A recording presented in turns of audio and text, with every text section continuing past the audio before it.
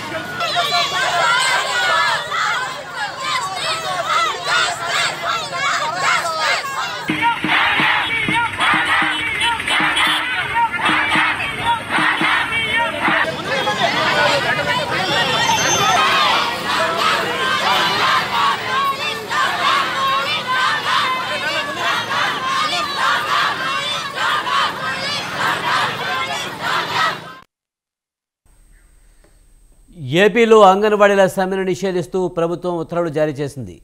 సమ్మె విరమించి విధుల్లోకి రావాలని ఇప్పటికే ప్రభుత్వం డెడ్లైన్ విధించింది. అయినా సమ్మె విరమించకపోవడంతో ప్రభుత్వం యాస్మా ప్రయోగించింది.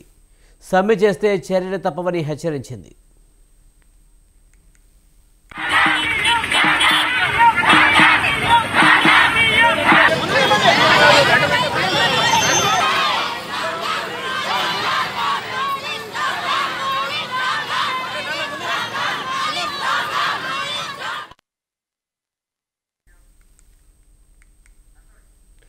ఏపీలో అంగన్వాడీల సమ్మెను నిషేధిస్తూ ప్రభుత్వం ఉత్తర్వులు జారీ చేసింది. సమ్మె విరమించి విధుల్లోకి రావాలని ఇప్పటికే ప్రభుత్వం డెడ్లైన్ విధించింది. అయినా సమ్మె విరమించకపోవడంతో ప్రభుత్వం యాస్మా ప్రయోగించింది. దీనిపై మరింత సమాచారాన్ని మా ప్రతినిధి సంతోష్ అందిస్తారు. సంతోష్, ఏపీలో అంగన్వాడీల సమ్మె నిషేధిస్తూ ప్రభుత్వం ఉత్తర్వులు జారీ చేసింది. పూర్తి సమాచారం ఏంటి?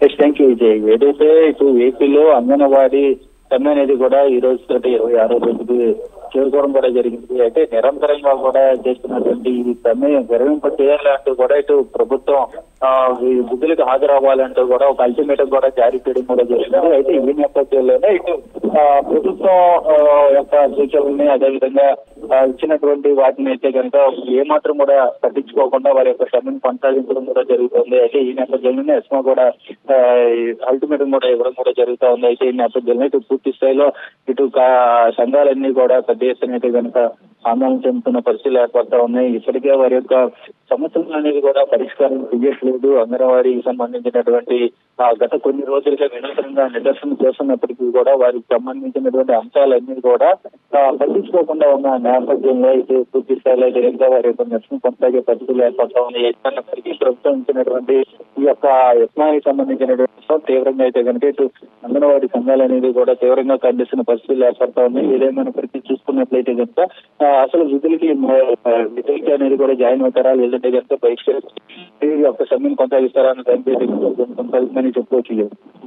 సంతోష్, అలాగే దీనికి సంబంధించి అంగన్వాడీలు ఎలా స్పందిస్తున్నారు? అలాగే సమ్మె కాలానికి వేతనం కూడా ఇవ్వడం లేదని ప్రభుత్వం ప్రకటించిన నేపథ్యంలో అంగన్వాడీలు ఏ విధంగా ముందుకు వెళ్లే అవకాశం ఉంది?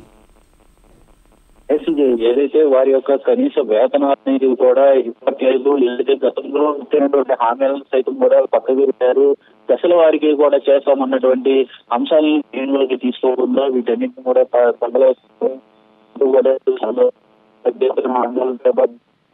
అయితే ఇటువంటి యత్నాన్ని ఇవ్వడం వల్ల వీరు పూర్తి స్థాయిలో ఆగ్రహం వ్యక్తం చేస్తూ ఉన్నారు. దీనికి సంబంధించినటువంటి ఏఐసిటియు నాయకులు ఇద్దరు కూడా మద్దతు పలుకుతున్న నేపథ్యంలో ఇటు అయినప్పటికీ కూడా ప్రభుత్వం కిందకి దిగి రాకపోవడం కూడా జరుగుతుంది. ఇప్పటికే గతంలో జరిగినటువంటి చర్చలు సైతం కూడా సఫలం కాకపోవడం దీని అంతటికీ మరింత ఉధృతి చేసే దిశలో కొనసాగుతున్న పరిస్థితులు ఏర్పడతా ఉన్నాయి. అయితే దీన్ని తీవ్రతరం చేసే అవకాశాలు కూడా ఉన్నాయంటున్నారు.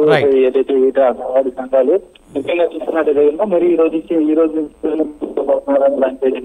పరిస్థితి రైట్, థ్యాంక్ యూ సంతోష్.